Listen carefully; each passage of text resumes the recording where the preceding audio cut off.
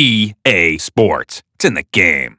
Let's be honest, EA Cricket 2007 was not the greatest cricket game ever made. In fact, many would argue that its predecessors like EA Cricket 2004 and 2005 had tighter gameplay, smoother animations, and better balance between bat and ball. Cricket 07, by contrast, felt rushed in many areas. The AI was often clunky, certain shots were way too overpowered, and the lack of meaningful game modes made it feel more like a small update than a proper sequel. And yet, despite all that, it became a cult classic, especially across South Asia. One of the biggest reasons: accessibility. Cricket 07 ran on just about anything. At a time when high-end gaming PCs were a luxury in many households, this game could chug along happily on budget laptops and aging desktops with no graphics card. For many players in countries like India, Pakistan and Bangladesh, it was the only cricket game that they could run. That made it a shared experience, especially among school kids and teenagers. You'd install it from a friend's pen drive, load it up in a cyber cafe, or play a quick match after school. It became a part of everyday life. Now let's talk about the elephant in the room: piracy. It's important to say upfront that I do not condone or encourage piracy in any form, but it's also a historical fact that Cricket 07's widespread availability through unofficial channels played a role in how deeply it penetrated the market.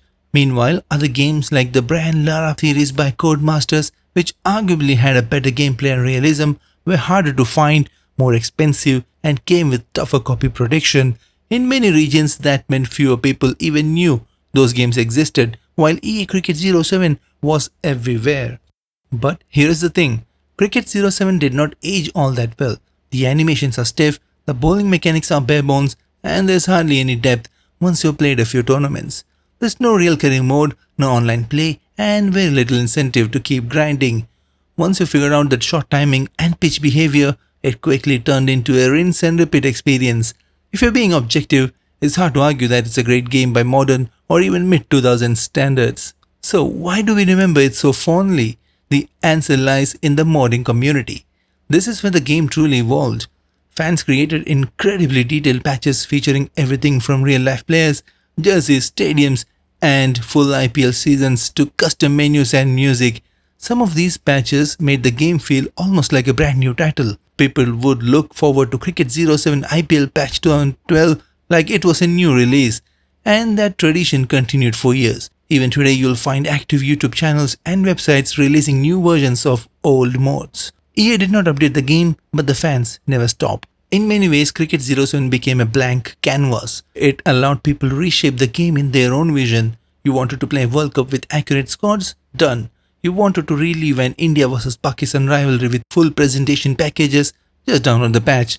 But none of this was thanks to EA Sports. It was the passion and creativity of the community that kept the game alive. Without them, Cricket 07 might have been forgotten entirely.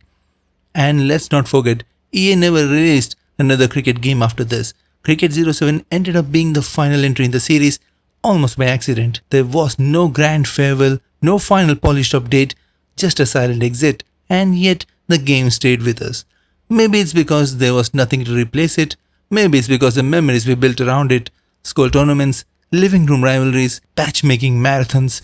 That emotional connection is powerful even if the game itself was not that great. In the end, EA Cricket 07 is a strange beast. It was technically average, creatively limited, and not particularly innovative.